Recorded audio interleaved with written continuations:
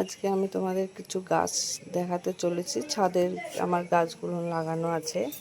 এখানে এটা হচ্ছে পাতাবাহার গাছ আর গাছ,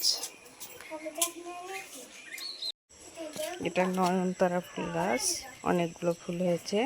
আর এটা কি ফুল গাছ বলে সেটা জানি না, পাতাগুলো অনেক কালার। আর এটা গাঁদার গাছ, এটা মানি প্ল্যান্ট, এটাও গাঁদা আর নয়নতারা। এখানে অনেক পানি জমে গেছে, রাত্রে বৃষ্টি পানি পড়েছে দিয়ে সেই পানি জমে আছে গাছগুলো। এটা পেয়ারার গাছ, এটা লেবুর গাছ, অনেকগুলো কুশি বেরিয়েছে, এগুলা লেবু, অনেক লেবু। এটা কুলের গাছ, এটা ডালিম গাছ,